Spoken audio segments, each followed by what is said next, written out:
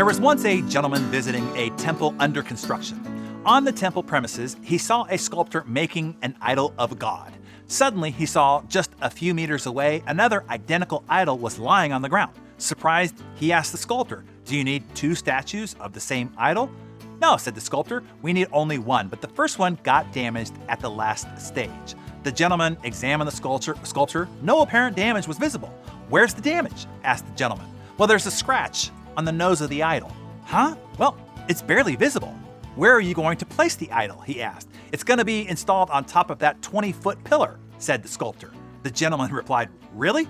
But when that idol is 20 feet away from the eyes of the beholder, who's ever even going to know that there's a scratch on the nose?" The sculptor looked at the gentleman, smiled, and said, "I will know it, and also will God."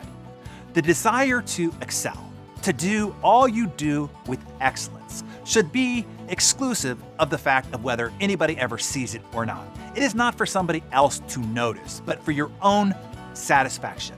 You see, excellence is a drive from the inside, not from the outside. You don't climb a mountain with the intention to have the world see you. You climb the mountain with the intention to see the world. 50 years after he helped his father build the fence around their family home in Mountain View, Steve Jobs took his biographer, Walter Isaacson, out to see it. As he showed Isaacson, Steve skimmed his hand along the fence panels, and he told him the lesson his father instilled in him all those years ago. He said he loved doing things right, said Steve. And he directed Isaacson's attention towards the back of the fence. He even cared about the look of the parts that you couldn't see, he said. A great carpenter, Steve learned early, wouldn't use even one ugly piece of wood, not even on the back of a drawer inside a chest, even though it would be concealed by the back of the dresser.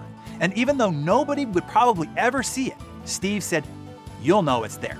So you're gonna use a beautiful piece of wood on the back. For you to sleep well at night," he continued. "The aesthetic, the quality, has to be carried all the way through." This was the defining characteristic of Jobs' career and character, and every product that he would bring into this world: craftsmanship. Steve's father taught him, if you're gonna make something, make it beautiful. That's why even the insides of Apple's computers, which 99.9% of customers will never see, have their own aesthetic. It's why so many features on the Apple computer, even the minor ones, seem oddly satisfying and intuitive. It's why even when there were many other options, often options at lower prices and often options with superior technologies, people still bought Apple. Why? Because even if you cannot see excellence, you can always feel it. Excellence has a presence. It has an essence. It transmits. It speaks without saying a word.